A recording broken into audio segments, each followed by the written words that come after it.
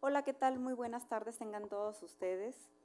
El día de hoy vamos a tener una tertulia académica bastante interesante. Tenemos el honor de contar con la presencia de la magistrada Concepción María del Rocío Valderas Fernández, quien es magistrada del Tribunal Agrario, y bueno, el tema de la tertulia de hoy es reflexiones a la propuesta legislativa en materia agraria. A la magistrada pues le damos la más cordial bienvenida en nombre del magistrado presidente, las magistradas y los magistrados que integran el pleno de la sala superior de este tribunal. Muchísimas gracias por estar con nosotros. Y bueno, pues aunque ya para prácticamente todos es muy conocida la magistrada, me voy a permitir leer su síntesis curricular para aquellas personas que nos sigan a través del sistema de intranet. La magistrada estudió la carrera de Derecho en la Universidad Iberoamericana. Posteriormente cursó la maestría en Derecho Constitucional y Ciencia Política en la Universidad Panamericana. Actualmente es candidata a doctora en Derecho por la Universidad Panamericana. En 1988 comenzó su trayectoria laboral ocupando diversos cargos públicos de importancia, tanto en presidencia, primera, segunda y tercera sala de la Suprema Corte de Justicia de la Nación, del Tribunal Electoral y de los tribunales colegiados en materia administrativa, entre todos. Ha impartido clases en la División de Posgrado de Educación Continua en la Universidad Nacional Autónoma de México, la Universidad Iberoamericana y la Universidad Panamericana. Es miembro de importantes instituciones académicas, científicas y profesionales, entre las que destacan la Barra Mexicana, Colegio de Abogados, Asociación Internacional de Mujeres Juzgadoras y Asociación Mexicana de Juzgadoras. Actualmente se desempeña como magistrada numeraria del Tribunal Superior Agrario, es profesora en la Universidad Panamericana, como ya dije, y es presidenta del Comité de Transparencia de los Tribunales Agrarios y representante del apartado 10 de la MIG ante el Comité de Seguimiento y Evaluación del Pacto para introducir la perspectiva de género en los órganos impartidores de justicia en México. Magistrada, muchísimas gracias, bienvenida, y les pido un fuerte aplauso, por favor, para recibirla.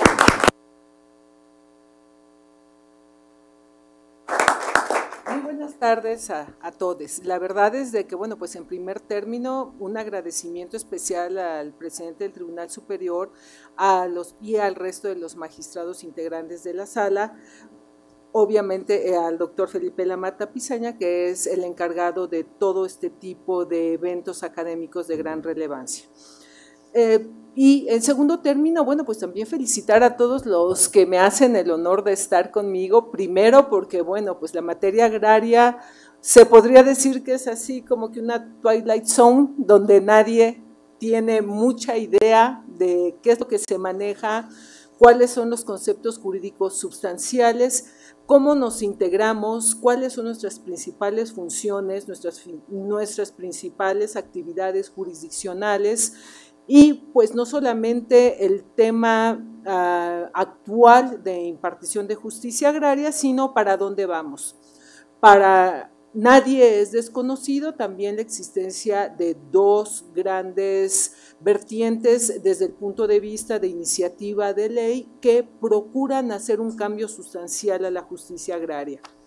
Es un tema muy sensible, sin lugar a dudas. Todo el tema agrario está de por medio, pues, personas que están muy desfavorecidas desde todos los puntos de vista.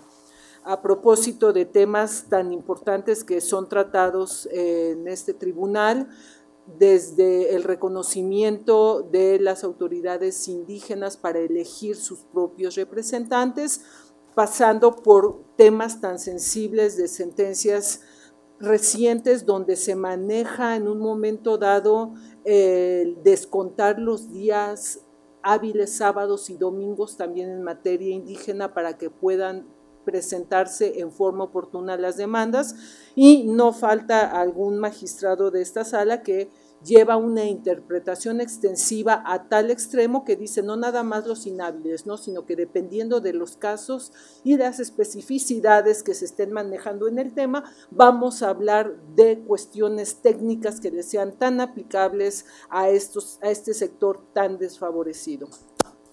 He de confesarles, tal como lo refirió la doctora, que yo estuve 25 años en Poder Judicial Federal.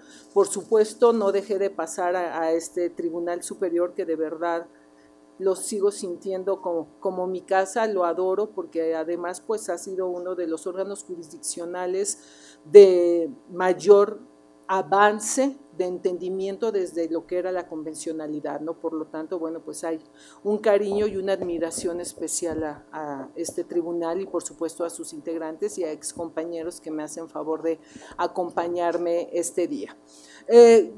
Vamos a tratar de ser lo más sintéticos y manejar la esencia de estos temas.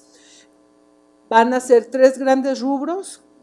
Un tema de antecedentes que, bueno, pues finalmente son áridos, a nadie nos agrada, pero son necesarios para que entendamos de dónde venimos, ¿no? Vamos a hacer un segundo segmento donde yo voy a plantear un tema ya de la ley agraria actual, la propuesta más importante o los elementos más importantes que presenta el senador Narro, y finalmente va a haber una tercera parte donde se va a presentar cuál es la postura del senador Monreal para que a ustedes les quede claro cuáles son los antecedentes, la actualidad y para dónde vamos. Para ello, y que no sea aburrido para ustedes, van a apoyarme 2 compañeras del Tribunal Agrario para que sea mucho más dinámico, ¿no? De tal suerte que, bueno, la idea es de que tengan esta idea completa, sea rápido y no se les haga a ustedes nada pesado y al final del camino, pues, les guste la materia agraria o vean que no es tan árida o tan alejada de lo que ustedes manejan, ¿no? A ver, entonces… Muchas gracias, magistrada. Muchas gracias, doctora. Bienvenida. Bueno, vamos a comenzar un poco con los antecedentes. La legislación agraria actual tiene sustento o lo puedes entender si te vas a remontar a dónde fueron sus orígenes. Entonces, en el México indígena, mucho antes de que llegaran todos los colonizadores, especialmente Hernán Cortés, y los indígenas no había una división de la tierra. Ahí todas eran tierras comunales y para ellos solamente ciertas personas específicas eran dueñas de cierta parte de la propiedad. De ahí en fuera ellos solían compartir todas las demás tierras, ya fuera para cultivo, ya fuera para la religión, para la vivienda. Entonces ellos no tenían este concepto como ahora lo tenemos de propiedad privada. Posteriormente, cuando ya llega Hernán Cortés, todo esto cambia y para los indígenas suele ser un tanto diferente. Realmente les costó acoplarse porque Hernán Cortés trae las nuevas creencias, las nuevas leyes y un sistema jurídico totalmente diferente.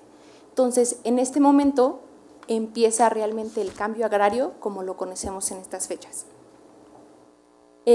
Hubo en esta época, en la época en la que Hernán Cortés llegó, gran conflicto entre España y Portugal respecto de quién era propietario de la tierra. Aquí lo que hizo el Papa Alejandro fue decidir que cierta parte era para España y otra cierta parte era para Portugal. Pero ¿qué nos dejó esto? Que prácticamente cada país se creó dueño de cierta parte y los indígenas, los nativos, se quedaron como esclavos. Entonces desde aquí empezó un despojo de estas culturas y de estas personas que ya estaban acostumbradas a que esa propiedad era de ellos. Y ahora les vienen a cambiar todo el sistema y les dicen, esto no es tuyo, esto es de España, esto es de Portugal y tú debes servir a ellos. Entonces, aquí empezó el gran cambio de idea para todos los indígenas y empezó la afectación como la vamos a conocer ahora. Derivado de la conquista que sufrió el país, Hernán Cortés determinó que todos los soldados que estuvieron apoyándola durante la conquista debían de tener cierta parte de la propiedad. A esta etapa se le llamó la encomienda y fue darle a cada uno de las personas que los apoyaron un espacio de tierra. Pero esto también incluyó todos los indígenas que estaban ahí y la única obligación que se les impuso fue cristianizarlos. Entonces, aquí básicamente los indígenas ya ni siquiera eran concebidos como propietarios de algo, ya eran concebidos como una cosa derivada de la propiedad. Entonces eso nos da un parteaguas de cómo empezó a entender el sistema jurídico a los indígenas. Posteriormente, muchos misioneros que vinieron del Viejo Mundo intentaron crear ciertos derechos para ellos, pero estos se quedaron únicamente en la persona y no en la propiedad.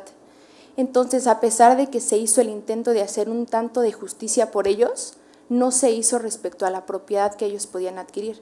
Entonces, como tal, realmente, a pesar de que hubo el apoyo, no lo hubo en la medida que ellos lo necesitaban.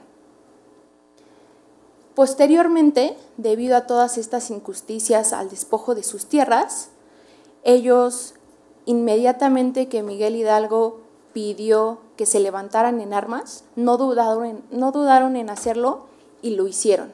¿Por qué? Porque había un gran resentimiento de hace muchos años en el que fueron despojados de sus propiedades, así como de su propia persona, porque eran concebidos como una cosa más.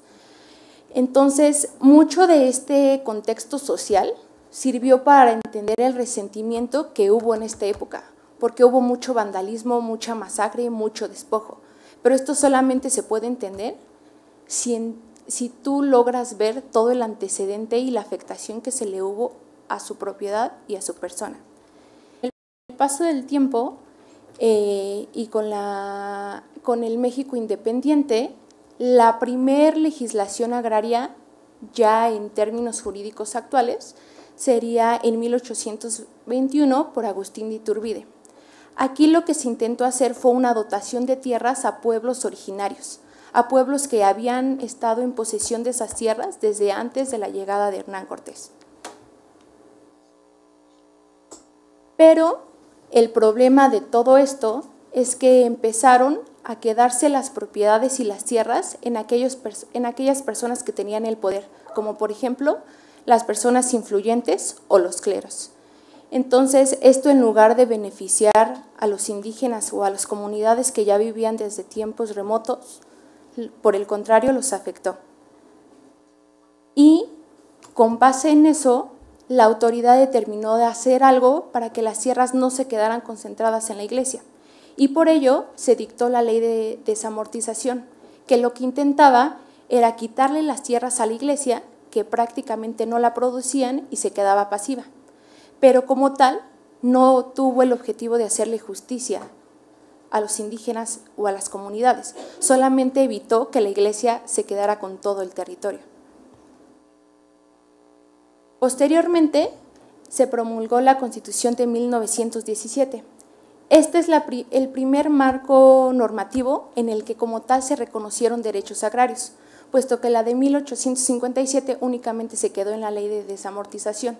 Entonces, a partir del artículo 27 fue que se empezó a regular este tipo de marco jurídico para la legislación agraria. Entonces, este podríamos decir que es el primer antecedente.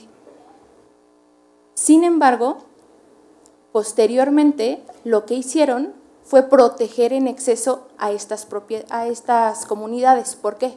Porque determinaron que todos los núcleos de población podrían ser dotados y se les podría restituir todas las propiedades, pero sin importarles las comunidades privadas. Entonces eso empezó a generar una incertidumbre tremenda, porque tú ya no tenías la certeza de que esa tierra, a pesar de tú haberla ya adquirido, quizá por una compraventa, una permuta, cualquier figura civil, ya no te pertenecía, porque si las autoridades determinaban pasársela a una comunidad o a una comunidad indígena, ya no había ningún efecto para ti.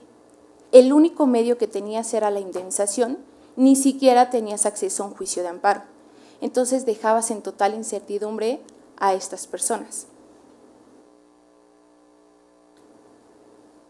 Después de esto surgió el Plan de San Luis, que de igual manera tenía el objeto en su artículo 3 de restituir a estas comunidades las propiedades que habían sido suyas desde tiempos inmemoriales. Y el primer Código Agrario lo que tuvo como objetivo fue empezar a sentar los principios básicos del artículo 27 como lo conocemos actualmente. Pues aquí empezó el reparto agrario en contra de todos los particulares. Posteriormente, con el paso de los tiempos, hubo expedición de diversos códigos donde se empezó a perfeccionar todos los procedimientos de reparto agrario. Posteriormente, hubo una reforma al artículo 27 constitucional y aquí ya hubo un reconocimiento como tal del marco como lo conocemos ahora, que es básicamente el conflicto de límites, reconocimiento y titulación de bienes comunales. Derivado de esta reforma constitucional, se emitió la Ley Federal de la Reforma Agraria. Este es el antecedente de la ley que tenemos actualmente. Y si bien esta ley intentó hacer justicia, no hubo una efectividad real. ¿Por qué? Porque las instituciones estaban únicamente en el presidente. Él era el que tenía la facultad de dotar de tierras, de hacer reconocimientos, de hacer creación de nuevos centros de población, pero únicamente se quedaban en él o en todo caso tenía al secretario de la Reforma Agraria. Pero no había una autoridad especializada en resolver este tipo de conflictos. No había ninguna judicialización, no había autoridades que pudieran apoyar al campesino, que pudieran apoyar al indígena, lo que fue mermando la justicia agraria. Derivado de todo este contexto social, se emitió la Ley Agraria del 26 de febrero de 1992, que es la ley que actualmente tenemos en vigor. Y para ello la magistrada les va a hablar al respecto. Gracias. A ver, entonces llegamos a 1992, aquí ya hay el tema de judicializar todos los temas agrarios. Aquí es importante hacer una referencia, seguramente ustedes lo tienen presente, cómo nos integramos. El Tribunal Superior Agrario somos 5 magistrados de sala superior numerarios, uno supernumerario más la cantidad de supernumerarios que por reglamento se pueda definir. Tenemos unitarios, los unitarios se van manejando por circunscripción y atendiendo a las necesidades y a la cantidad de expedientes que haya, se van generando. Al día de hoy son 56 unitarios y estamos regulados por la ley agraria. Se prevé el nombramiento a esa propuesta del Ejecutivo Federal, se vota por el Senado, con la única diferencia de puestos jerárquicamente superiores, como debe ser, es mayoría simple. Tenemos ahorita una duración hasta los 75 años, a los 6 años tenemos que ir nuevamente al Senado para ver si somos ratificados o no. Este tema no es nada más sala superior, sino también son los unitarios. Por ahí hay propuestas legislativas en las que se refiere que 75 años es mucho y que se debería de alguna forma de equiparar a ministros de la Corte no más de 15 años. Pero bueno, esto es una de las propuestas legislativas. Obviamente nosotros podemos manejar como contrapropuesta que al no ser el mismo nivel jerárquico y que somos equiparables más bien a Poder Judicial, pues no veríamos inconveniente en que continuáramos hasta los 75 años, ¿no? Pero bueno, eso es propuesta nuestra. Aquí es importante referir que nosotros no tenemos Consejo de la Judicatura Federal, entonces los magistrados de sala superior, aparte de presentar proyectos, tenemos la obligación de ir por lo menos 2 veces al año a realizar visitas para ver cuál es el estado en el que se encuentra cada unitario. Aquí, a diferencia de Poder Judicial, que cuando yo pasé para allá me llamó mucho la atención, hay una figura que se llama excitativa de justicia, que consiste en que cuando ha pasado mucho tiempo y no se ha resuelto algún tema agrario, entonces van ante el Tribunal Superior y solicitan que se declare fundada una excitativa de justicia por una notoria negligencia en la impartición de justicia por parte del unitario. Aquí les importa mucho a los unitarios porque cuando están en fase de ratificación y llegan al Senado, sí es importante el que tengan o no excitativas de justicia. Sin embargo, pues hay ocasiones en que la dilación está justificada porque hay demasiado trabajo. Lo cierto es de que la ley no es lo puntual que debería, genera muchos conflictos y muchas reposiciones de procedimiento. Seguramente ustedes no son muy cercanos a la materia, pero yo cuando estaba en la Corte, en colegiado administrativo, si algo le huíamos era precisamente a los temas agrarios. ¿Por qué? Porque hay reposición tras reposición tras reposición, que esto genera una dilación importante de justicia y una vulneración al 17 constitucional. Sin embargo, y lo vamos a platicar más adelante, ya ahora la idea que trae por lo menos una de las iniciativas es privilegiar la mediación, ¿no? Que creo que es un elemento importante para que se llegara a una solución muchísimo más rápida que lo que se está manejando al día de hoy. Entonces, si le vas pasando, Katy, por favor. Pero básicamente ese es el tema general, y también hay una figura muy interesante en la que se refiere a lo que es la itinerancia. Los unitarios se van a donde está la comunidad, se van a donde está elegido para en un momento dado generar todo lo que es jurisdicción voluntaria. Hay muchas jurisdicciones voluntarias que, como ustedes saben, no hay un tema contencioso y que se requiere para generar, por ejemplo, certeza en algunos actos jurídicos. Hay un programa que se llama De Hereda, en el que van gente del RAN para que el Registro Agrario Nacional, para que se defina a quién se le va a suceder su parcela. Pareciera ser que el tema no es tan relevante, pero lo cierto es que luego en más de las ocasiones hay gente que le importa más el tema de patrimonio que incluso el de libertad, ¿no? Uno piensa que el tema penal es el más sensible y no es verdad, ¿no? Hay gente que lleva toda la vida trabajando en su parcela y es verdaderamente importante a quién se la va a suceder. Aquí hay elementos importantes que se deben de tomar en consideración, por ejemplo, la indivisibilidad de la parcela, ¿no?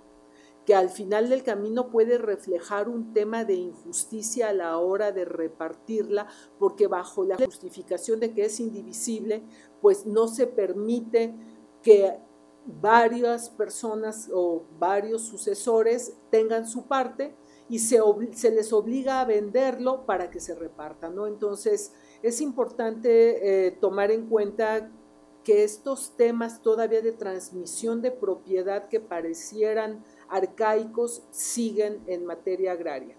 Otro problema al que se enfrenta es de que la materia o el código adjetivo supletorio es el Código Federal de Procedimientos Civiles, que también eso se está atendiendo en una de las iniciativas a ya eliminarlo, porque la realidad es de que la materia agraria tiene sustento propio como para generar materia que sea regulada específicamente por ellos, ¿no? Hay temas también tan delicados como la mujer rural, que sufre diferentes tipos de violencia, que bueno, pues aquí es un tema muy recurrente, de violencia física, económica.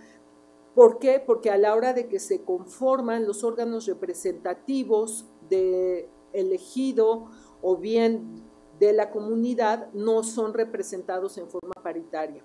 Esto se los platico porque es obvio que es un área que no se ha explorado, que no se ha manejado y que sí tendría uno que ver la forma de implementar acciones afirmativas en este sentido, que si bien es cierto que se prevé dentro de la ley agraria, no es obligatoria. O sea, aun y cuando sí se prevé esa obligación, nadie está vigilando que se conformen órganos de representación u órganos de vigilancia conformadas por mujeres ejidatarias. Pero bueno, también aquí el tema es que muchas veces las mujeres ejidatarias se les dice y ellas la respuesta es de mi esposo, es de mi hijo. O sea, sí hay un tema muy importante también educativo que habría que atender en materia agraria, porque bueno, pues finalmente de nada sirve la construcción de criterios jurisprudenciales, que también nosotros somos competentes para emitir jurisprudencia. O sea, eso también es importante que les quede claro, que es como un mini poder judicial federal que no tenemos ni la presencia ni el presupuesto, pero sí se tiene implementado el mismo sistema de entendimiento, de impartición de justicia, de control, de supervisión, de vigilancia, de emisión de jurisprudencias, de excitativas de justicia, en fin. es sui generis, pero comparte el 80% de las funciones y de las obligaciones y de la naturaleza del Poder Judicial Federal. De tal suerte que así es como se conforma, somos 5 magistrados, un presidente, el presidente no se puede reelegir y es por un periodo de 4 años. El problema nosotros constitucional que tenemos es que seguimos siendo de naturaleza jurídica híbrida. ¿Esto qué quiere decir? Que Hacienda nos sigue asignando presupuesto. Entonces, eso en un momento dado a nosotros nos impide generar nuestros propios cumplimientos de prioridades presupuestales porque estamos, por decirlo así, pues sujetos a Hacienda, ¿no? Entonces, ese también es un tema pendiente muy importante en materia agraria porque pues necesitamos tener autonomía también presupuestal, no nada más jurisdiccional. Entonces, básicamente es como nos conformamos, lo que hacemos. Nosotros en el Superior Agrario vemos los asuntos más complejos, que es el conflicto de límites, lo que es la restitución, lo que es el tema de actos viciados que se atribuyen al RAN por autoridades agrarias. Nosotros estamos conformados jurisdiccional y administrativamente por 3 entes. Es lo que somos los tribunales agrarios, SEDATU, RAN, y también existe la Procuraduría Agraria. ¿Cuál es la función de la Procuraduría Agraria? Pues en principio asesorar a todas las comunidades o a todos los ejidos en la defensa de sus derechos. Entonces, entre todos conformamos lo que es la impartición de justicia integral agraria en fase administrativa o bien en fase jurisdiccional a partir de 1992. Entonces, este es el marco de contexto al día de hoy. ¿Cuáles fueron las ventajas más importantes, sustanciales en la última reforma del 27 constitucional? Pues que no se podía vender la tierra, había una gran pobreza, había una gran deficiencia en todo lo que son el reconocimiento de derechos económicos, sociales y políticos civiles. Entonces, se ideó que se pudiera vender mediante la celebración de asambleas y con ello pasar a lo que se le denomina el dominio público, que es, pues es muy sencillo, es trasladar del elemento social al elemento privado. Y con ello, pues generar en principio o en teoría un tema de mayor productividad en el campo. Aunado a este tema del 27 constitucional, no nada más la posibilidad de que pasara al dominio privado, sino también pues acabar con el rezago, acabar también con los latifundios, definir lo que es pequeña propiedad. Esa fue la idea de la última reforma constitucional del 27. ¿Qué es lo que sucedió en la realidad? Pues en la realidad es de que se empezaron a amañar todos los temas de asambleas, de comisionados, de representantes y empezaron a vender en forma irracional todo lo que fue el traslado al dominio privado, con la consecuente empobrecimiento mayor de los campesinos. Entonces lo que se estaba buscando se generó a la inversa, ¿no? Porque bueno, pues finalmente entraron grandes empresas turísticas de verbigracia en Holbox, en Chetumal, en todas las zonas, empezaron a vender, pero ¿qué era lo que hacían? Pues celebraban asambleas, nombraban a modo sus representantes y esos representantes aprobaban los dominios públicos. Se ponían de acuerdo también con el RAN, que se dedica a dar calificaciones positivas o negativas. Positivas puede pasar sin problema el dominio privado, negativas no. Las más de las veces en zonas muy caras, pues siempre había positivo, ¿no? Porque pareciera que no, pero hay asuntos de una cuantía extraordinariamente elevada en lugares turísticos, ¿no? Ante este panorama se está presentando 2 propuestas, primero la del senador Narro, ¿no? Bueno, es el senador Monreal y el senador Narro, ambos de Morena. ¿Qué es lo que está proponiendo el senador Narro Céspedes? Pues que se dé marcha atrás, ¿no? y que en un momento dado ya no hablemos de dominio pleno, sino que lo que se está buscando es otra vez regresar a la propiedad social, donde se controle, se vigile este tipo de ventas. Aquí es importante ver la cantidad de núcleos agrarios que hay en el país, porque bueno, pues pareciera ser que nosotros que estamos acostumbrados a vivir en estos espacios pensamos que hay muy poca tierra, ¿no? Pero bueno, la propiedad social es impresionante. Ejidos, 29.742, comunidades 2.392, un total de 32.138. Aquí se me pasó nada más reiterar algo que ustedes saben, que bueno, los ejidos se generan mediante dotación y las comunidades son reconocimientos. O sea, aquí bien, por eso se habla mucho de comunidades indígenas, y como ustedes tendrán presente, pues de ahí todo el tema también de la Suprema Corte de Justicia de la Nación, de que se tiene que respetar las comunidades indígenas a propósito de lo que es la autoadscripción y también de lo que es su entorno, y que de ahí surgió el tema también de la consulta previa, en fin, un sinnúmero de medidas jurídicas y de entendimiento a raíz de una sentencia emitida por la Corte Interamericana de Derechos Humanos, donde precisamente se reconocía esta autoadscripción y este modo de entendimiento tan especial que tienen los indígenas y de identidad que tienen los indígenas con la tierra, ¿no?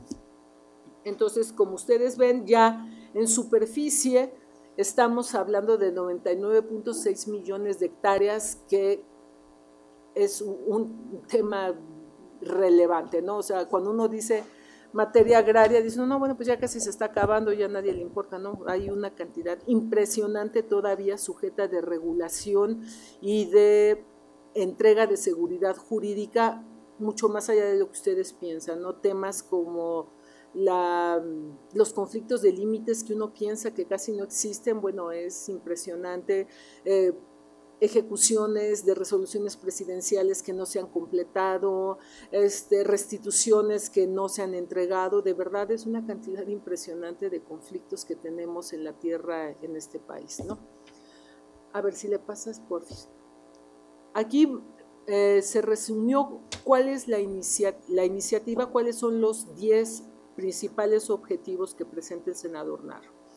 Quiere el fortalecimiento de la seguridad jurídica en la tenencia de la tierra y de los derechos agrarios, la protección de la familia rural y de la mujer campesina, que era lo que estábamos platicando, que están muchísimo. Yo estoy convencida al día de hoy que es la mujer más desprotegida de todo el país, de verdad, porque se le genera discriminación en todas sus vertientes, educativa, psicológica, económica, o sea, en serio. Hay algo que hacer, hay que hacer cosas importantes en ese tema. Fortalecimiento de la vida orgánica y funcional de los núcleos agrarios, atención de la demanda de los pueblos y comunidades indígenas, fomento y planeación del desarrollo rural, cancelación de pleno dominio y conversión de ejido y de la comunidad en ejes de desarrollo. De todos los que hemos visto después de la protección de familia y la mujer, este es el más importante, porque ya se dieron cuenta que el pleno dominio, muchísimo más allá de generar lo que esperaban de productividad, bueno, pues están generando mayor pobreza. Ustedes tendrán también presente que a propósito de todos estos temas, en un momento dado de construcción de gasoductos, se está generando la figura jurídica de la ocupación temporal.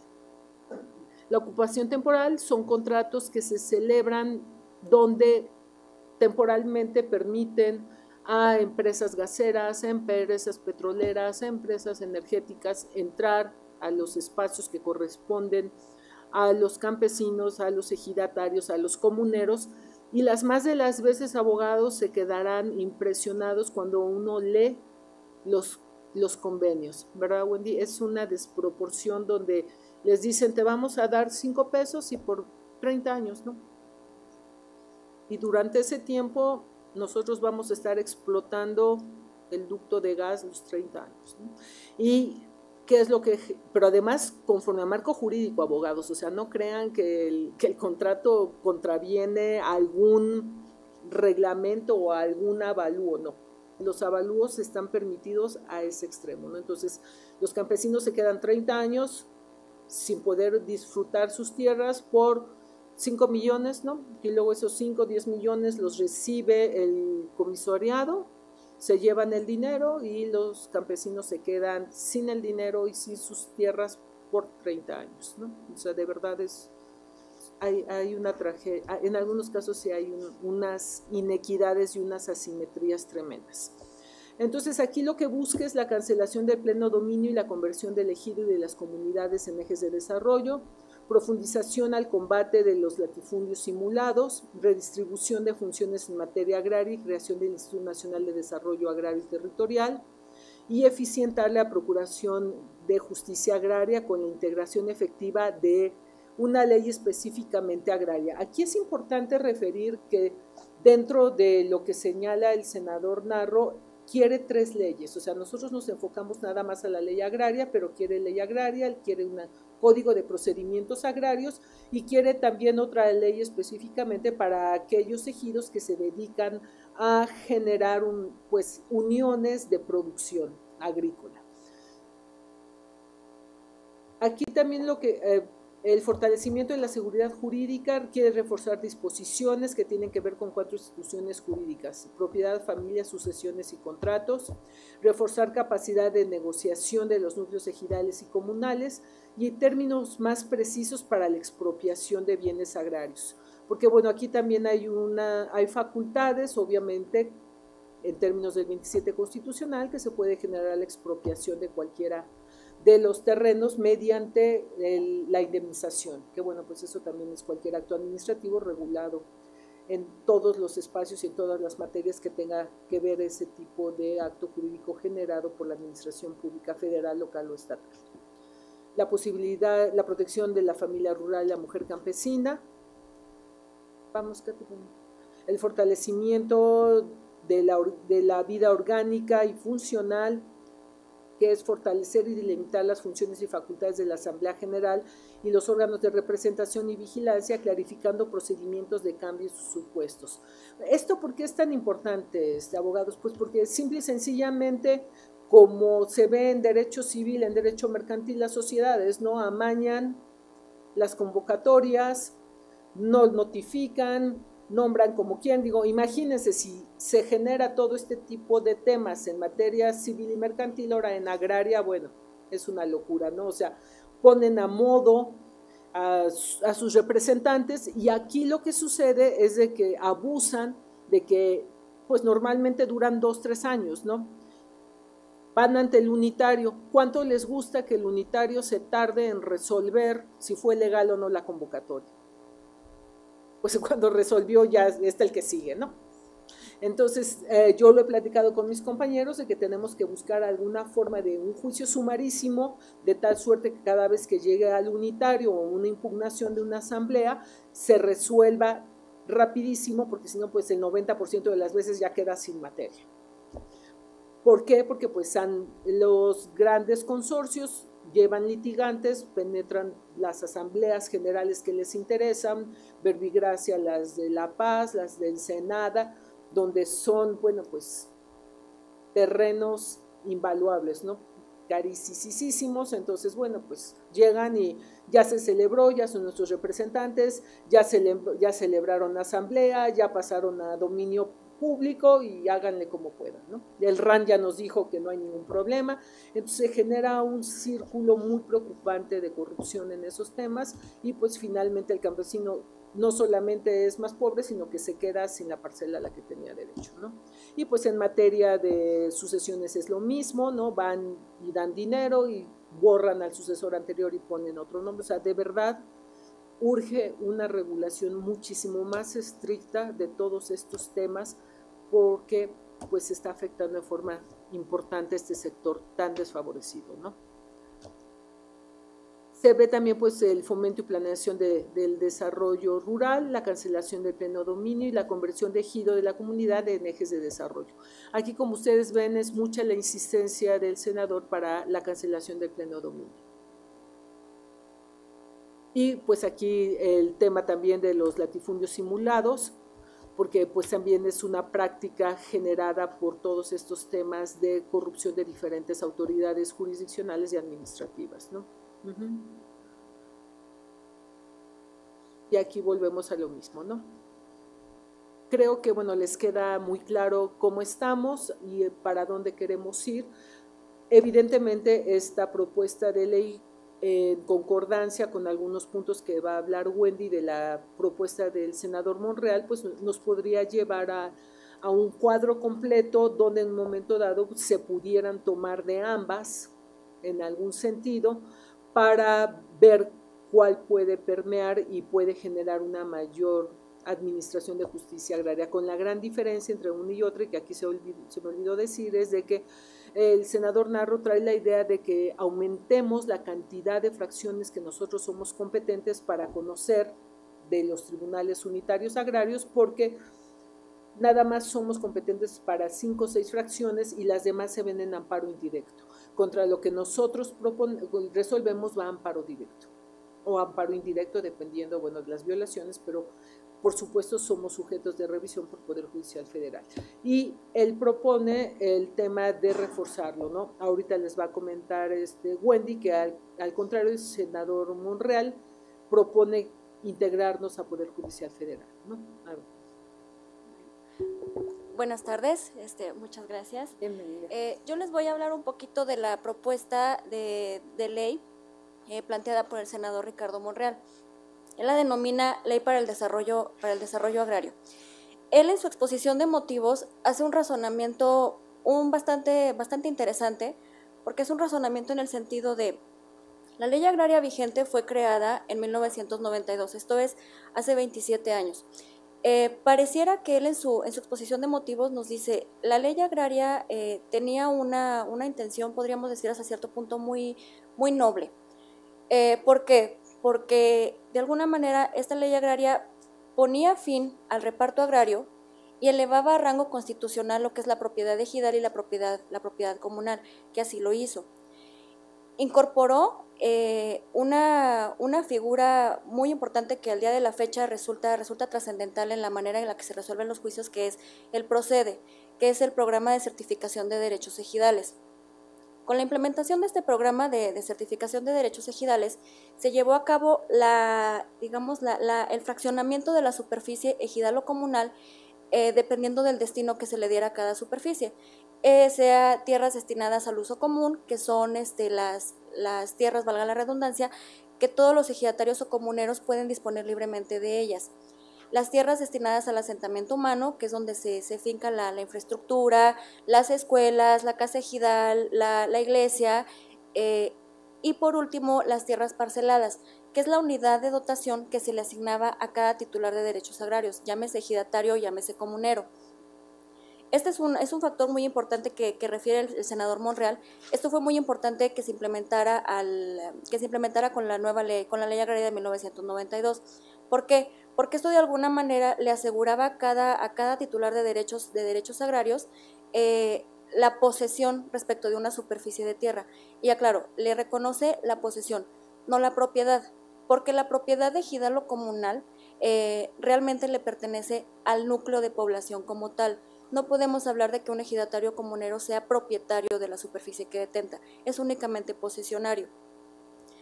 Otro punto importante que señala el senador Monreal es que dice que él señala que es un 51% de la superficie del territorio nacional. Hay datos que arrojan que no es un 51%, sino un 54% de la superficie total del país que está destinada a tierras, a ejidos o comunidades. Él señala que hay 5.7 millones de personas que son titulares de derechos ejidales o comunales. Dice él en su exposición de motivos, y si multiplicamos estos 5.7 millones de personas por los integrantes de una familia y digamos generalizando, suponiendo que fuera padre, madre y 3 hijos, que realmente en las comunidades más apartadas el número de hijos es mucho mayor. Tenemos un total de 28 millones de personas que dependen de las tierras de ejido o de comunidad. Él reitera mucho que la intención en algún principio era noble. Sin embargo, dice, conforme va pasando el tiempo, la calidad de vida de los sujetos agrarios es un tanto desigual. Porque dice él, por un lado podemos encontrarnos un ejidatario comunero que puede tener acceso a tecnologías y que puede tener acceso o puede tener la posibilidad económica de implementar en su parcela un sistema de riego, o puede de alguna manera darse de alta en el registro, bueno, como contribuyente en el SAT, y de alguna manera comercializar con sus productos. Dice, pero yéndonos por el otro extremo, podemos encontrarnos con personas que son titulares de parcelas que cuando mucho pueden percibir 2 salarios mínimos al día para vivir él, su esposa y la cantidad de hijos que puedan tener. Incluso, dice, podemos encontrarnos con personas que pueden no percibir ni siquiera un salario mínimo al día como producto de su trabajo. Y esto originado precisamente de esta desigualdad social, de la posibilidad económica y del uso de las tecnologías que se implementen en cada parcela, ¿no? Luego, él señala que precisamente derivado de esto y de esta cuestión de que la ley agraria se implementó hace 27 años, él considera que es importante que se implementen varias cuestiones que tiendan como a fortalecer la ley agraria. Él nos dice que de la superficie total del país, ¿me puedes cambiar, por favor? De la superficie total del país dice que el 60% de los ejidatarios y comuneros están en posesión del 60% de la porción de áreas naturales protegidas. Luego nos dice, hay una franja de 6.500 kilómetros que son del litoral y todos estos 6.500 kilómetros son superficies ejidales o comunales. Los ejidatarios y comuneros están en posesión del 80% de los bosques y selvas y de las 2/3 partes de los recursos hídricos del territorio nacional. Entonces, partiendo de esta base de la que él dice, es importante que actualicemos nuestra ley agraria. Una ley agraria que, insisto, tiene ya casi 3 décadas. Aquí hay un factor muy importante que creo que sobresale un poquito, porque Ricardo Monreal trata de darle una entrada especial a los grupos que se autoescriban como comunidades indígenas. Algo que en la ley agraria vigente no está, porque la ley agraria vigente habla técnicamente de ejidatarios, comisariados ejidales, ejidos, y lo que hacemos en la práctica es equiparar la figura comisariado ejidal a un comisariado de bienes comunales, la figura ejido a una comunidad, la figura ejidatario a un comunero. Entonces, en esta propuesta de Ricardo Monreal introduce la figura de las comunidades indígenas. Él señala que para desarrollar su iniciativa se basó en varios archivos, en varios documentos. Aquí quiero resaltar básicamente 2. 1, él dice que se está basando mucho en criterios jurisprudenciales y conforme avance yo con la explicación van a darse cuenta de que realmente está incorporando muchísima tesis, muchísima jurisprudencia. Y se está basando también en el convenio 169 de la OIT, que recordemos que hoy por hoy es el instrumento que por excelencia se considera en pro de la defensa de los grupos indígenas. Pasamos a la estructura de la ley. Él estructura su iniciativa de ley en 11 títulos, de los cuales 10 títulos básicamente se refieren a la materia sustantiva de la ley agraria, y el título 11, que creo que es el que presenta los cambios más trascendentales, es el que se refiere específicamente a la justicia agraria, al procedimiento agrario. Él, en su título primero, establece cuál es el marco de aplicación de la ley.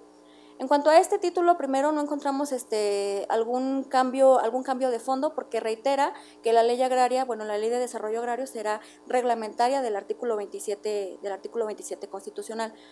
Aquí empiezo con esta cuestión que les comentaba, que es introduce un vínculo entre lo que son los núcleos de población ejidal y los núcleos de población comunal, para equipararlos y de alguna manera hacer extensiva esta protección de derechos humanos a los núcleos indígenas ya constituidos o que se autoadscriben como núcleos indígenas, que por el hecho de estar en posesión de una superficie de tierra se consideren con derechos como un grupo comunal.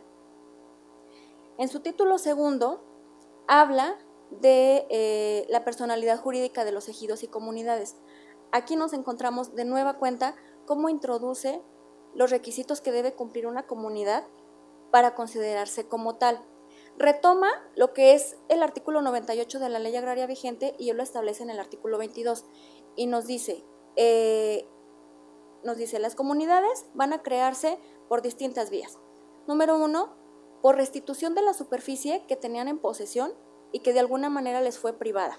Se promueve un juicio de restitución para efecto de que a estos integrantes del núcleo comunal se les devuelva la superficie que tenían en posesión. Inciso B o fracción 2, por reconocimiento. Esto es, un grupo de personas que guardan todavía el estatuto, el régimen comunal o las características de comunidad y solicitan que se les reconozca como una comunidad de hecho y obtienen una resolución de reconocimiento como núcleo comunal. Fracción tercera, como una jurisdicción voluntaria que no implica controversia. Son personas que están en posesión de esta superficie, declaran que están en posesión y obtienen su reconocimiento, su validación como núcleo de población comunal. Y fracción cuarta, la conversión de ejido a comunidad. Esto que lo prevé la Ley Agraria, pero adicional a esto, él introduce lo que es el artículo 23. Esto no está previsto en la Ley Agraria vigente. Y él en su artículo 23 nos dice, para que una comunidad obtenga su reconocimiento como tal, necesita aportar, número 1, los títulos con los que acredite la posesión que detenta respecto de la superficie que está habitando. Número 2, un plano en el que nos identifique la superficie que tiene en posesión y nos identifique a los colindantes de esta comunidad. Y esto pareciera ser que prevé un posible conflicto por límites, como les comentaba la magistrada hace un rato. El hecho de que no se vaya a reconocer a una comunidad invadiendo indebidamente a un pequeño propietario o a otro núcleo de población ejidal. La fracción tercera está bastante interesante porque dice, deben aportar también una relación con los nombres de las personas que integran el núcleo de población, con su acta de nacimiento y que estas personas nombren a un representante común. Y aquí es la parte interesante que quiero señalarles. Dice él que cuando estas personas nombren a su representante común, deben velar porque haya un equilibrio en cuanto al número de hombres y mujeres que representan a este núcleo comunal. Creo que de alguna manera aquí introduce una especie de equidad de género y abre un poquito la puerta para que las mujeres podamos tener acceso a ser nombradas también con algún cargo. Esto sobresale. Señala también que deben mostrar dictámenes antropológicos. Aquí tengo que decir, no debemos perder de vista que los núcleos de población comunal generalmente, cuando comparecen a juicio, se ostentan como propietarios, como poseedores de la superficie en la que se encuentran, con base en títulos virreinales. Títulos que les fueron expedidos en la época de la conquista, en la época de la colonia, que datan de los años 1500 o quizás poco antes. Entonces, esto es importante que lo exhiban porque de alguna manera con este título virreinal se debe desarrollar un procedimiento para elaborar un dictamen paleográfico antropológico que nos determine si esta superficie sigue guardando la misma identidad tanto en medidas, calidad de la tierra, y si respecto de esta superficie no se ha expedido un título de propiedad ya recientemente, o si respecto de esta superficie ya no se encuentra en posesión, algún otro núcleo o un pequeño propietario. Esto es siempre con la intención de evitar que surja algún conflicto. Y por último, señala que deben aportar cualquier medio de prueba que ellos consideren pertinente para acreditar que están constituidos como un núcleo de población comunal. Y aquí puedo referirme, más allá de un título virreinal, puedo referirme a alguna constancia de posesión expedida por algún sacerdote, algún documento que acredite que ellos en esa superficie tienen un centro ceremonial, que es un punto muy importante que prevé el convenio 169 de la OIT. Este convenio 169 señala que si en alguna superficie está constituido un centro ceremonial, esta superficie no se puede afectar y no se puede privar de los núcleos de población comunal de la misma para entregársela a otras personas o a otros núcleos. Esto por lo que hace a la introducción de los núcleos de población, comunal.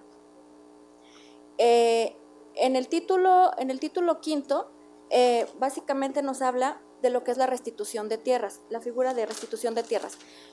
Esto, en la ley agraria vigente, en el artículo 49, nos refiere que los núcleos de población ejidal pueden solicitar la restitución de las tierras, bosques y aguas de los que consideren que hayan sido despojados, ya sea por actos de particulares o por actos de pequeños, de sociedades, de personas morales fuera de juicio. Aquí introduce de nueva cuenta la figura de la comunidad. En la práctica lo que se hace es, se equipara el término ejidatarios, núcleos de población ejidal, a los núcleos de población comunal. Él de nueva cuenta introduce la figura comunidad. En el capítulo sexto nos habla de las tierras de las comunidades que pertenezcan a los núcleos indígenas. Y aquí reitera mucho, en sus artículos 33 a 38, reitera que hay grupos de personas que se pueden autoadscribir como comunidades indígenas. Les concede derechos para ser oídos y vencidos en juicio, no obstante de que lo único que tengan es una autoadscripción, sin ser consideradas como una comunidad de derecho. Entonces, es una figura novedosa que introduce Ricardo Monreal en su iniciativa. En su capítulo séptimo nos habla de los sujetos de derecho agrario. Aquí no presenta realmente alguna variación de fondo en cuanto a la ley agraria vigente. En el título tercero, este también es importante. En su título tercero nos habla de los sujetos de derecho agrario. Quiero hacer un alto aquí. En la ley agraria vigente, los sujetos de derecho agrario son ejidatarios, comuneros y avecindados.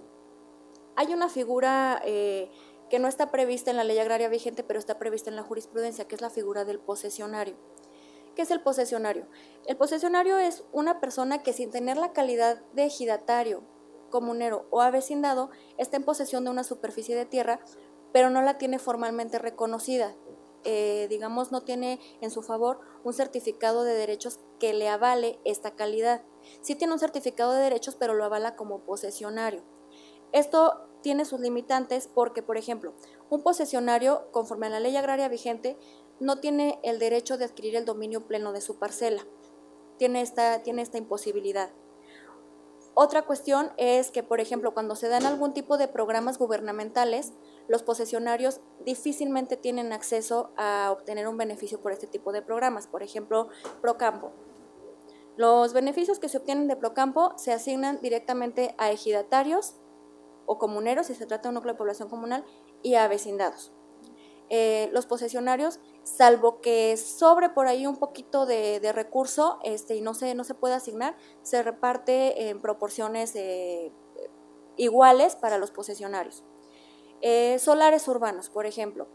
Cuando se lleva a cabo el PROCEDE, que es el que les comentaba ahorita, el programa de certificación de derechos ejidales, si sobra superficie que no está destinada a tierras de uso común, no está destinada a tierras de asentamiento humano y no son parcelas, se fracciona y se hacen fracciones de tierra que se denominan solares.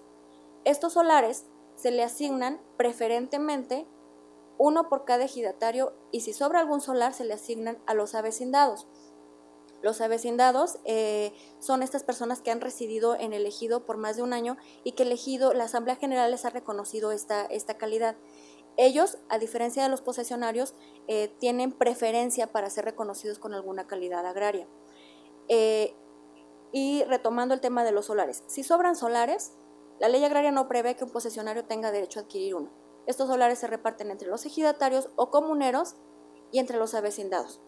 Lo que hace Ricardo Monreal en la nueva ley agraria es que cuando habla de los sujetos de derecho agrario, introduce la figura del posesionario y abre la puerta para que ellos adquieran una calidad agraria, puedan incluso suceder en sus derechos agrarios y tengan también preferencia para adquirir la calidad de ejidatarios en algún momento. En el capítulo primero del título tercero, habla de las facultades de la Asamblea. Estas facultades de la Asamblea, están previstas en el artículo 23 de la Ley Agraria vigente. Sin embargo, aquí destaca dos nuevas facultades que le asigna a la Asamblea General de Ejidatarios. Tengo que decir aquí, Asamblea General de Ejidatarios es, al interior del ejido, es el órgano máximo del ejido. Se integra por todos los miembros que forman el núcleo de población ejidal o comunal. Las dos facultades que se asignan en este artículo 53 de la iniciativa de ley es, 1, la facultad de que el ejido o el comisariado ejidal se allane o se desista en un juicio agrario. Retomo de nueva cuenta la cuestión de la jurisprudencia. El allanamiento o el desistimiento de un juicio agrario no está previsto en la ley agraria vigente, está previsto en la jurisprudencia. Esta iniciativa lo incorpora como una facultad del ejido, como una facultad de la Asamblea General de Ejidatarios, perdón. Y la fracción 19, que es autorizar a los posesionarios para que adquieran el dominio pleno de sus parcelas. Esto que tampoco está previsto en la ley agraria vigente. En su capítulo segundo habla del comisariado ejidal y del consejo de vigilancia. No presenta ninguna modificación en cuanto a la ley agraria vigente. Comisariado ejidal es el órgano encargado de representar al ejido en los actos que celebre fuera del núcleo de población, ¿no? Es como el representante del ejido.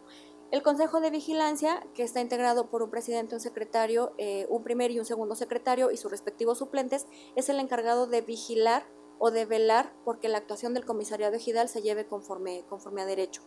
En este apartado no presenta ningún aspecto novedoso, permanece igual que como lo prevé la ley agraria vigente. En el título cuarto habla de las tierras y aguas de los ejidos. En este tampoco presenta alguna modificación, básicamente lo contempla igual, nada más que de nueva cuenta introduce a la propiedad de las tierras y aguas de los núcleos de población que se autoadscriban como comunidades indígenas. Reitera, en el capítulo segundo, que habla de la delimitación de las tierras del ejido, introduce un aspecto novedoso, que es que cuando se vaya a realizar alguna especie de convenio o de contrato que implique el uso o usufructo de las tierras y aguas del ejido por parte de terceros, debe tomarse en cuenta o debe contarse con un dictamen que presente la opinión tanto de SEDATU como de la Semarnat y de las autoridades ambientales. Debe llevarse a cabo un análisis que prevea si este proyecto que se va a elaborar en las tierras y aguas del ejido va a producir algún impacto ambiental y cuál es el grado de afectación que se va a sufrir. También prevé que para que se celebren este tipo de actos, esto debe aprobarse en asamblea con una mayoría calificada.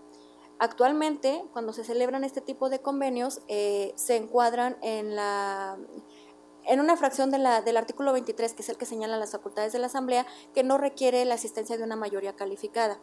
Entonces, este tipo de convenios actualmente se celebran con muchísima facilidad, precisamente por las mayorías no requeridas. Él prevé, precisamente por el impacto ambiental que esto pudiera generar, prevé que se imponga como obligación una votación de mayoría calificada.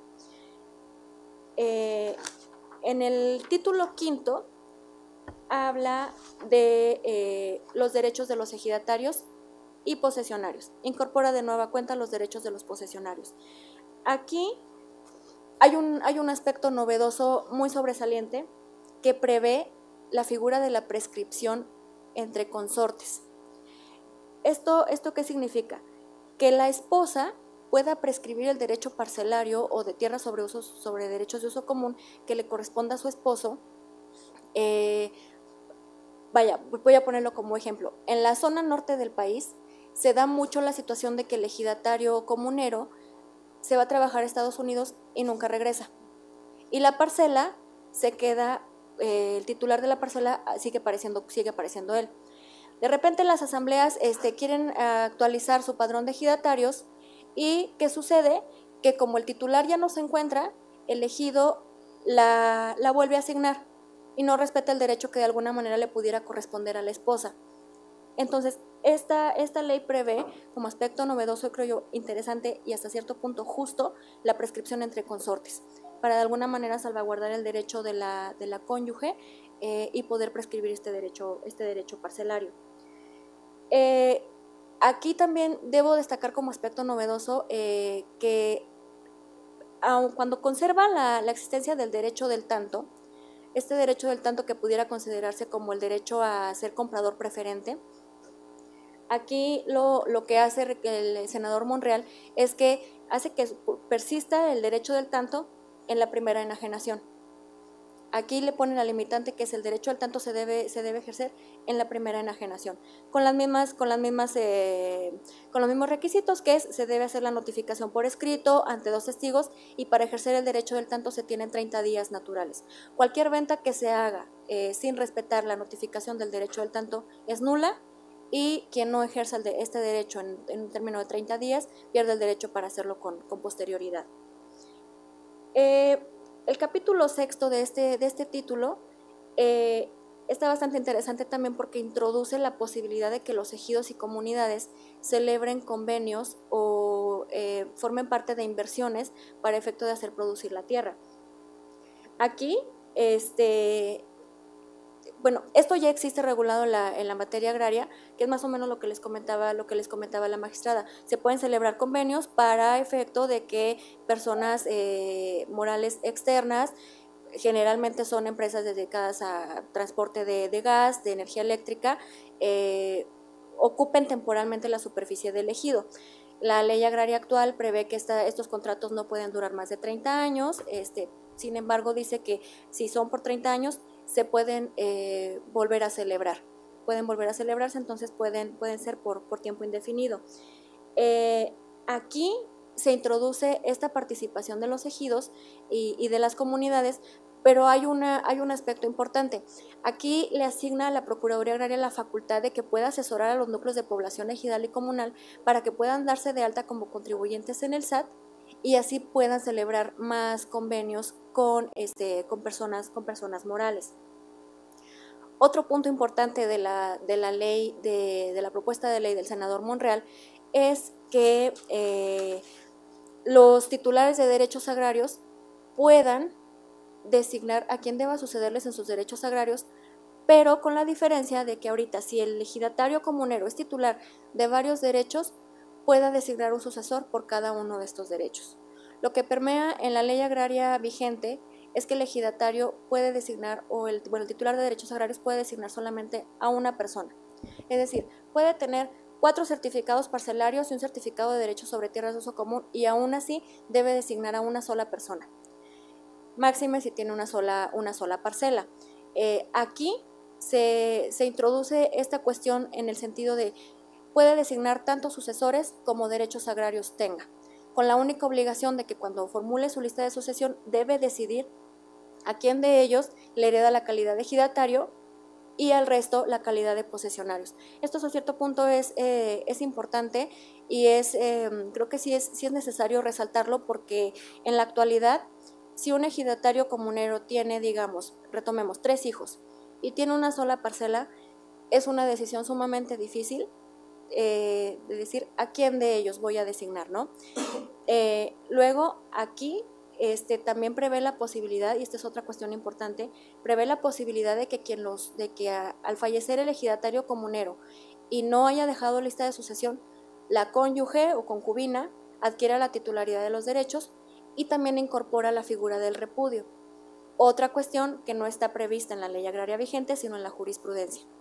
Lo incorpora para que ya forme parte de la ley. Hace un razonamiento también en el sentido de que el hecho de que un ejidatario designe a varias personas que deban sucederlo en sus derechos agrarios, de ninguna manera implica la división de la parcela. Hay una jurisprudencia que pareciera que también la incorpora a su proyecto, a su iniciativa, en el sentido de que esta jurisprudencia dice que la unidad parcelaria o unidad de dotación está diseñada para ser el sustento de alimentación de una familia, por eso es indivisible. Entonces, aquí lo que señala en su exposición de motivos es, no divido la parcela, divido los derechos sobre la misma, pero la parcela sigue siendo una sola unidad de dotación. Es un aspecto novedoso que, insisto, lo retoma de la jurisprudencia y lo incorpora. Me voy a la cuestión de la expropiación y me voy específicamente hasta el título sexto. Cuando se refiere el senador Monreal a la cuestión de la inversión en tierras ejidales o comunales, hace un señalamiento también importante, porque dice, sí se prevé la figura de la expropiación, pero señala como límite para pagar la indemnización 90 días. La ley agraria vigente, ¿qué es lo que prevé? Prevé que si en un término de 5 años no se ha pagado el monto de la indemnización o la superficie expropiada no se ha destinado al fin para el cual se expropió, se origina o esto da pie a la reversión de las tierras. Esto a cargo de FIFONAFE, del Fideicomiso Fondo Nacional de Fomento Ejidal, pero prevé que esto sea pasados 5 años. La iniciativa de ley del senador Monreal prevé que la indemnización deba pagarse en un plazo no mayor de 90 días. En el título séptimo, la iniciativa de ley del senador Monreal reitera los límites de la pequeña propiedad, tanto de la pequeña propiedad agrícola, ganadera y forestal, como el hecho de que ningún ejidatario o comunero pueda ser titular de más del 5% de la superficie que abarca el núcleo de población ejidal, que sus certificados parcelarios y de derechos sobre tierras de uso común no excedan el 5%. Esta es una cuestión que la reitera. Destaca aquí el contenido del artículo 137, que lo que hace el senador Monreal es copiar la fracción 15 del artículo 27 constitucional, en el sentido de que en el territorio nacional están prohibidos los latifundios. Esto lo incorpora él en su artículo 137 y de alguna manera retoma lo que está previsto en el artículo 115 de la ley agraria vigente, en el sentido de que un latifundio es considerada la cantidad o una superficie de tierra que exceda los límites de la pequeña propiedad. En su título octavo habla de los terrenos nacionales. No presenta ninguna variación en cuanto a la ley agraria vigente. Sabemos que los terrenos nacionales son aquellos que se encuentran en territorio nacional y que no han sido deslindados ni medidos y que no han sido adjudicados a ningún núcleo de población ejidal o comunal. Aquí, de nueva cuenta, introduce a las comunidades que se autoadscriban como indígenas y señala: SEDATU, la Secretaría de Desarrollo Agrario, Territorial y Urbano, no podrá declarar como terreno nacional alguna superficie en la que esté constituida una comunidad que se autoadscriba como indígenas. Si está habitada por pobladores indígenas, no puede declararse como terreno nacional. Reitera todo lo relativo a las sociedades rurales, a las acciones de la serie T, todo lo conserva en los mismos términos que lo prevé la ley agraria vigente. Y entra un capítulo en el que habla de la existencia de 2 órganos relativos a la impartición de justicia agraria, que son los que mencionaba la magistrada hace unos minutos. El Registro Agrario Nacional, que conserva su naturaleza meramente registral, y la Procuraduría Agraria, que también conserva su naturaleza meramente defensora de los derechos de los ejidatarios, comuneros, avecindados, posesionarios, los incluye, núcleos de población ejidal o comunal, y aquí destaca la incorporación de 2 atribuciones a la Procuraduría Agraria. Número 1, que es la coadyuvar a los núcleos de población ejidal o comunal en la actualización y mantenimiento de sus padrones ejidales o comunales. Y 2, que es la que les había comentado hace algunos minutos, es asesorar a los núcleos de población ejidal o comunal o a los sujetos agrarios en lo individual para que puedan incorporarse como contribuyentes al sistema de administración tributaria y así puedan comercializar con los productos que obtengan de su tierra. Llegamos al título 11º, que es creo yo, el más trascendental y el más importante. ¿Por qué? Habla de la justicia agraria como tal, del procedimiento en materia agraria. En cuanto a la presentación de la demanda, los emplazamientos, tramitación y dictado de las sentencias, no presenta ninguna modificación de fondo. Sin embargo, hay un artículo en el que prevé la desaparición del recurso de revisión. Es decir, retomo un poco lo que les comentaba la magistrada. La competencia de los tribunales agrarios está fijada en el artículo 18 de la ley orgánica. Son 14 fracciones en las que se desglosan cada una de las acciones sobre las que versa un juicio agrario. El Tribunal Superior Agrario conoce en recurso de revisión respecto de 3 de ellas, que son conflicto por límites, restitución y nulidad de resoluciones emitidas por autoridad agraria. Para el resto de las fracciones que contempla el artículo 18, la sentencia que se dicte será impugnable nada más a través del juicio de amparo.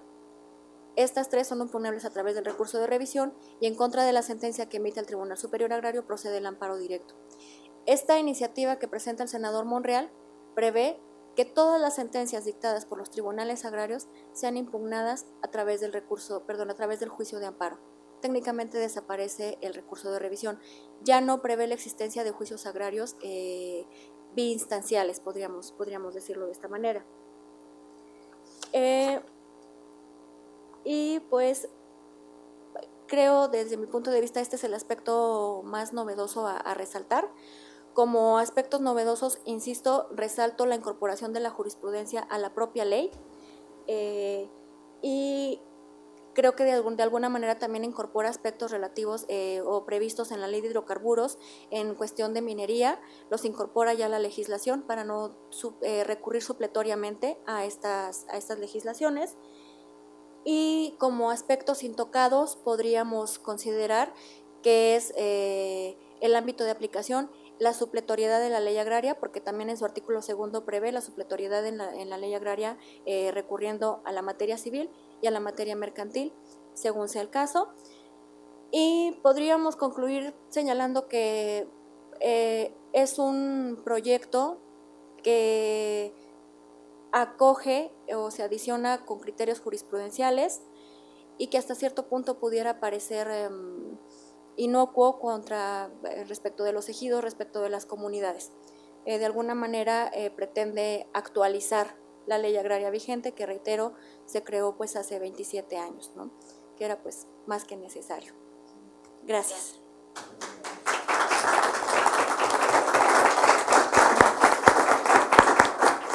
Como ustedes ven, las dos propuestas son muy interesantes. El senador Monreal trae mucho la idea de los derechos sociales, que lo está incorporando en su entendimiento de una propuesta de nueva ley. Yo les voy a platicar rápidamente de dónde se generó este tema, a propósito del tema que ya lo manejé anteriormente, de Holbox, de Tres Reyes, de varios lugares donde con una calificación registral positiva se permitía el paso al dominio público, ¿no? Entonces, desde ahí empezó a surgir la preocupación del doctor Monreal de que se implementara todo un sistema de protección al medio ambiente, de protección a los manglares, de protección a los bosques, y si ustedes ven la ley, de alguna forma es reforzar todo este tema de derechos sociales para evitar precisamente que se acabe con los bosques, las selvas, los manglares, porque como lo dijo atinadamente Wendy, el 80% está sobre estos temas, ¿no? Entonces, si no lo cuidamos, si no se amarra bien a las autoridades que conformamos el tema agrario, pues nos vamos a quedar sin medio ambiente, no va a haber una afectación irreversible.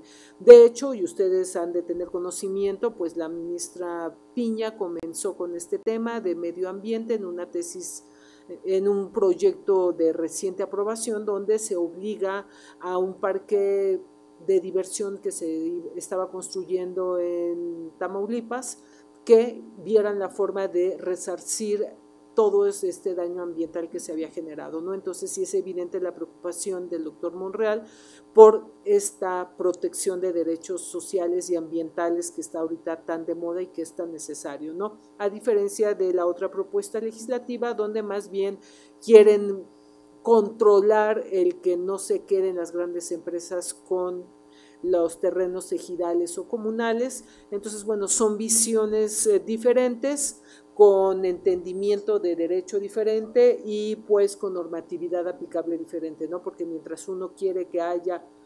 un triade de legislación que lo sustente, el otro dice no sigamos con el Código Federal de Procedimientos Civiles.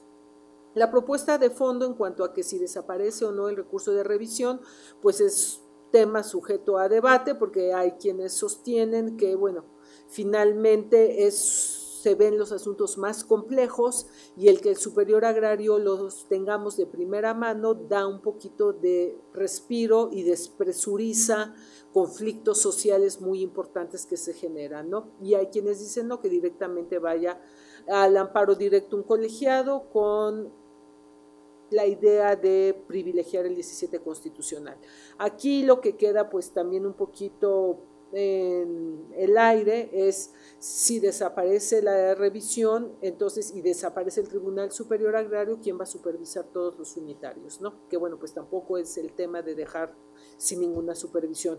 Desde mi óptica, y no porque tenga un interés personal, creo que el reforzar las facultades y las atribuciones del Tribunal Superior Agrario sería más benéfico que desaparecerlas. Pero bueno, esto es básicamente en líneas muy generales, cómo, de dónde venimos, a dónde estamos y para dónde vamos, para que ustedes pues nada más tengan una idea y un acercamiento al complejo tema agrario, y que bueno, pues a diferencia de cuando uno está en Poder Judicial, que utiliza uno las leyes vigentes y en excepcionales casos de aplicación de ultraactividad o de retroactividad, leyes derogadas, aquí en la mayoría de los asuntos se permea por 3, 4 diferentes leyes dependiendo del acto que haya regido en el momento de aplicación, y el tema de indemnización pues también todo es un tema, ¿no? Dependiendo de cuando se genera y la acción agraria que es procedente, es el entendimiento de la indemnización, de tal suerte que pues en realidad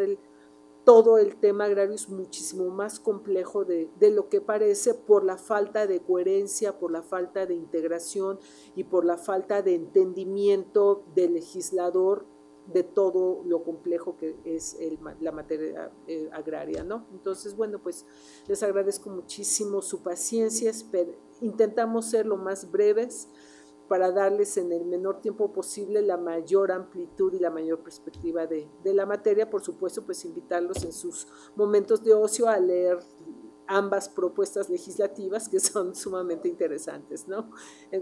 Y pues muchísimas gracias por su atención.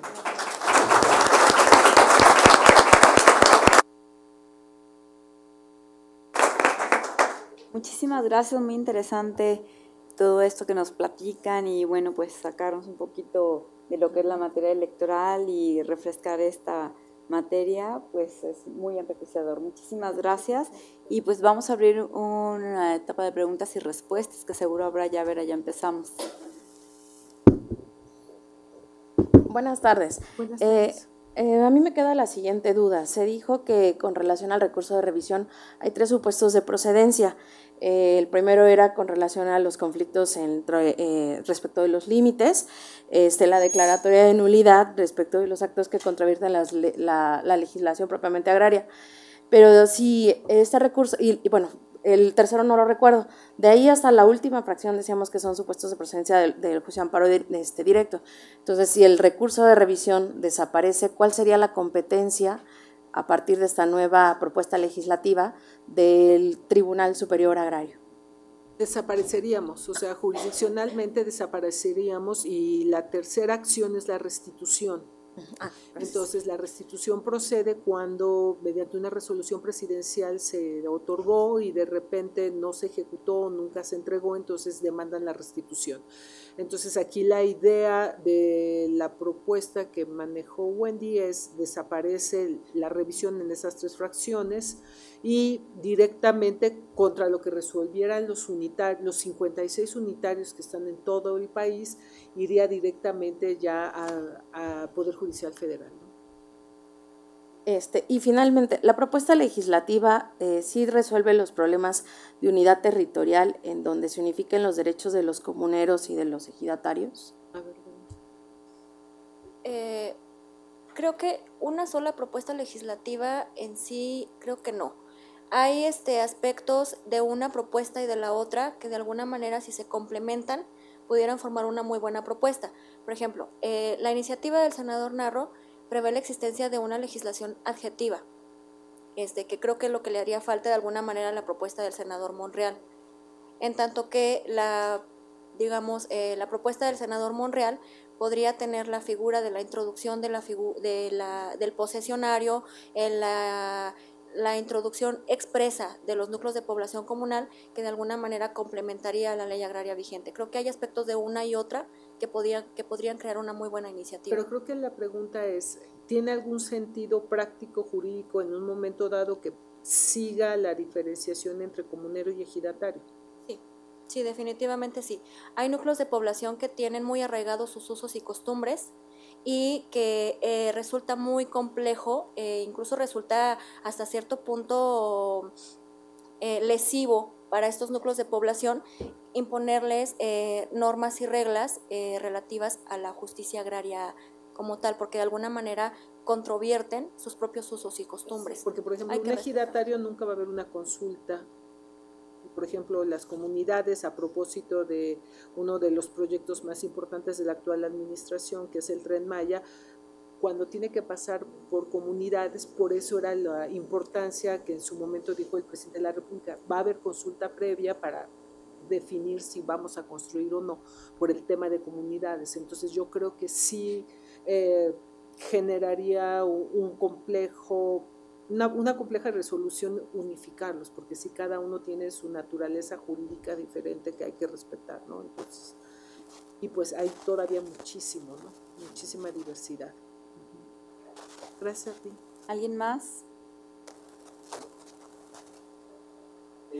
Justamente me llamaba mucho la atención que se mencionaba en parte de la presentación la incorporación de una dieta forense. Y respecto a eso, bueno, no solamente se trata de eso, sino también el tipo de instrumentos la OIT ha tratado de impulsar justamente como es el asunto de la consulta previa que se mencionaba.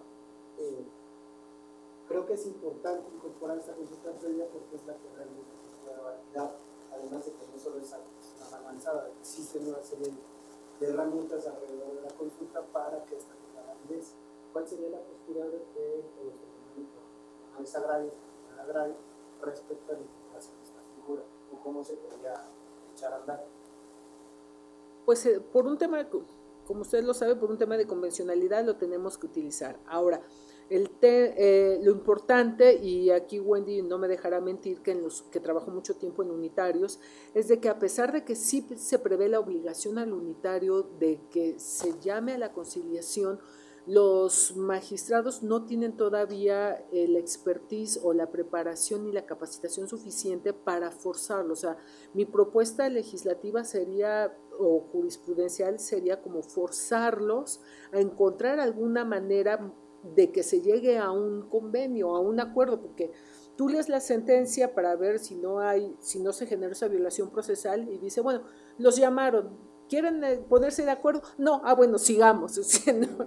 Y de verdad es muy lamentable porque hay ocasiones que en el Tribunal Superior Agrario, y soy enemiga de reposiciones de procedimiento, pero se llega a reponer procedimientos porque la litis no fue bien fijada, porque no se desahogó correctamente una pericial. Entonces, de verdad sí necesitamos cambiar el entendimiento por completo de la impartición de justicia agraria para que haya la celeridad.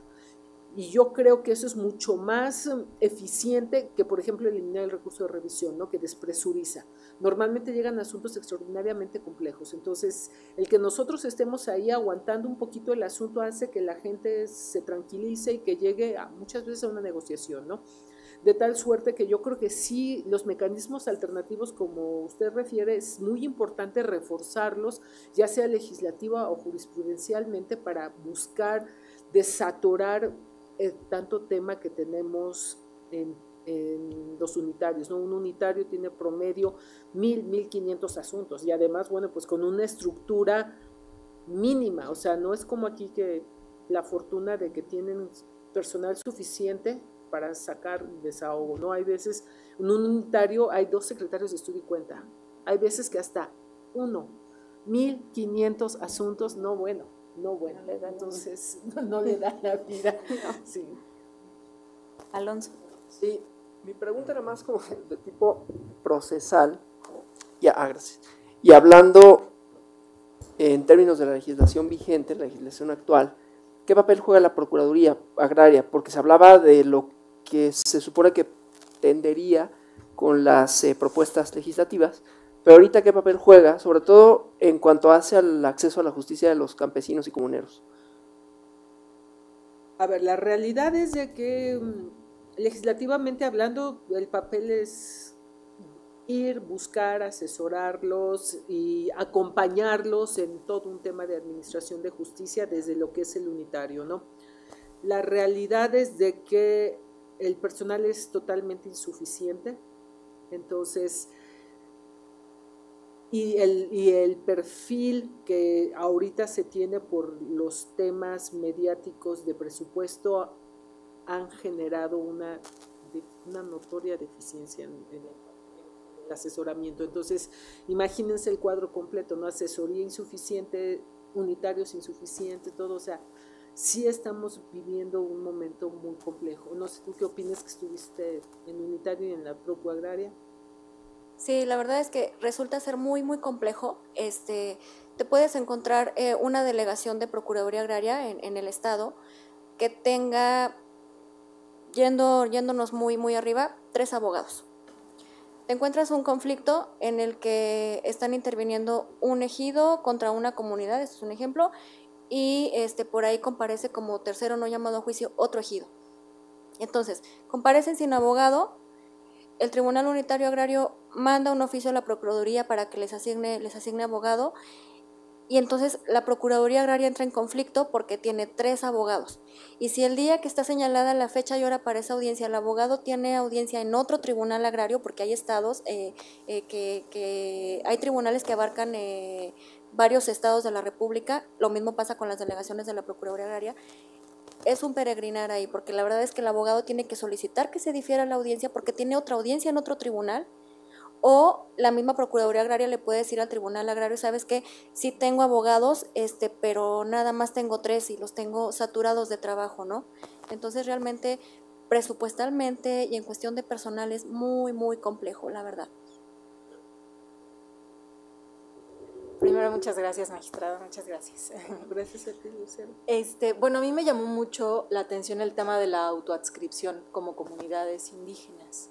Entonces, el tema es, ¿se maneja una autoadscripción simple o calificada? O sea, porque de pronto sí genera, o se ha visto la posibilidad de cómo se puede manejar este tema, porque luego, pues bueno, como dicen, si a todas luces es evidente que hay fraude y malas prácticas, de pronto dejar abierto, aunque es un tema sensible, me queda claro, a que sea una autoadscripción simple, o sea, no sé si en este tema sea... Es calificada, de hecho, emitimos sentencias en las que precisamente para definir decimos y busquen un antropólogo y busquen un tema de que verdaderamente no es nada más de que soy yo, ¿no? Porque bueno, pues llega a suceder que volvemos a lo mismo, ¿no? Ejidos donde hay mucho dinero, llegan ejidatarios en helicóptero, ¿no? ¿Dónde exactamente? Y te enteras que ese ejidatario no es ejidatario. Los apellidos que dices no hay manera, ¿no? Entonces sí tiene que ser autoadscripción calificada. Ah, perfecto, muchas gracias. No, gracias a ustedes. ¿Alguien más? Pues muchísimas gracias, magistrada. ¿Ah, sí? A ver, Polo. Perdón por adelante. la mano de último momento. Muchas gracias por la presentación y además fue muy, muy educativa porque pues este tema prácticamente muchos ni en la licenciatura lo vimos. A mí me queda la duda si a partir de el cambio de paradigma, ¿no?, del modelo de derechos humanos, ustedes en sus sentencias llegaron, digamos, a percibir alguna evolución que se haya dado, digamos, a nivel jurisdiccional y más o menos en qué sentido, ¿no? Y sobre todo en beneficio, digamos, pues a estos grupos que están en una situación bastante desaventajada, ¿no? Otra duda que tengo es si ustedes les han llegado pues asuntos en donde hayan visto cuestiones ambientales, ¿no? Porque sí, por lo que veo prácticamente parece ser que el derecho evoluciona hacia ese lado. Recientemente estuvimos en Brasilia gracias a una comisión y en el Tribunal Superior Federal tienen prácticamente ese tema en una sola sala, prácticamente está viendo puras cuestiones de derecho ambiental y yo no había visto la relación esta que tenía con el derecho agrario, que me parece que pues, es obvia, ¿no? Pero claro, hasta que no te lo dicen no lo ves. Y por el otro lado, otra duda que tengo es si tienen alguna noción acerca de si alguna vez se pensó incorporar a los tribunales agrarios al Poder Judicial de la Federación, prácticamente por allá de la reforma de Zedillo. Esas serían mis 3 dudas. Gracias. A ver, te voy a decir a partir de que llegué yo. A partir de que llegué yo se cambiaron las sentencias y ahora se hacen las sentencias estilo Poder Judicial Federal. Y evidentemente sí se ha manejado muchísimo el tema de convencionalidad. No lo hemos permeado como quisiéramos. Incluso hubo una sentencia donde le quitaban la parcela a una usuaria, ¿te acuerdas? De la tercera edad, y yo dije, y venía quien tenía el título parcelario, y nuestra propuesta era, es mujer, tercera edad, estuvo trabajando creo que 40 años o cuánto tiempo la tierra, ¿cómo no se le va a dar, no? Y lo que yo proponía es, bueno, no puede ser la titular, pero se le debe de dejar derecho de usufructo vitalicio, tiene 70 años, ¿cómo que la van a sacar, no? Por ejemplo. Otro asunto también muy interesante, donde había el cuarto transitorio, un artículo transitorio que decía que después de 6 meses de inactividad de tu expediente se tenía que dar por concluido. Entonces manejamos una interpretación constitucional, perdón. Gracias. Para decir que eso era, que no inaplicamos y dijimos, no, como que 6 meses y además es imputable a SEDAT, o sea, tú dejas 6 meses de atender un expediente y opera en tu favor, entonces se hizo una interpretación también y se dijo, no, el cuarto transitorio es inaplicable y va para atrás. Y también el tema muy importante en Holbox, donde la litis era el Registro Agrario Nacional calificó de positivo y puedes vender. Entonces se hizo un ejercicio de convencionalidad diciendo que de por medio había medio ambiente, que cómo es posible que dijera Semarnat que no había manglares, entonces que con la pena, o sea, se regresaba, se reponía el procedimiento y se mandaba a llamar a Semarnat y a todas las autoridades ambientales para que checaran si efectivamente, porque era muy simpático, el unitario le decía a Semarnat, oye, ve a checar si hay manglares, y no contestaba. Entonces decían, no, bueno, pues como no contestó Semarnat, pues no hay, efectivamente, no hay, entonces, bueno, pues puedes venderlo, ¿no? Pasa a dominio pleno. Y ese fue se manejó todo el tema de derecho ambiental y con base en ello se regresó al unitario, se le dijo, no te equivoques, mandas Semarnat, si no lo encuentras vas y lo buscas, pero hasta que no tengas el dictamen de que de veras ya no haya manglares, entonces puedes calificar como positivo y que puede pasar a dominio público, ¿no? Entonces sí se ha construido temas importantes de convencionalidad y derechos humanos. Si estuve 25 años, imagínate, no, todos me corren, me desconocen mis ex jefes. Entonces sí se ha hecho. Falta mucho, sí, porque hay mucha resistencia, ¿no? Pero, por ejemplo, la magistrada Méndez de Lara también es de esa idea y nos faltan 2 integrantes, entonces eventualmente esperamos pues avanzar muchísimo más. Sí, es cierto, que faltan 2, ¿verdad? Sí, exactamente. Pero bueno, pues, y lo último que preguntaste, perdón, cuando yo estaba en el Poder Judicial y llegué allá estaba convencida de que lo mejor era que nos llevaran al Poder Judicial. Al día de hoy creo que no, que tenemos que permanecer en forma separada y especializada. Creo que si pasáramos a Poder Judicial se perdería mucho del know-how, del feeling que se necesita. Lo único que sí y que sigo compartiendo y seguiré compartiendo sería la homologación de sueldos, porque ahí sí hay una diferencia substancial, o sea, de verdad es dramática literal la diferencia de sueldos. Pero yo creo que estamos mejor en forma independiente. Pero bueno, pues gracias a ti nuevamente, muchísimas gracias a todos por su paciencia. Muchísimas gracias.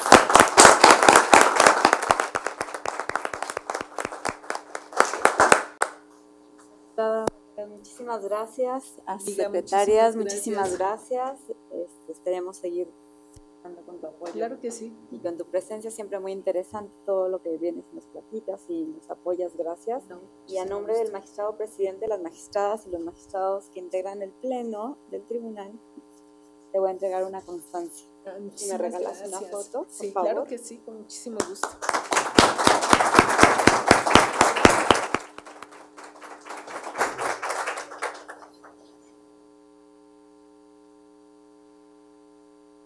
Gracias. Muchísimas gracias a ustedes. Muchas gracias. No, gracias a ustedes. Gracias, chicos.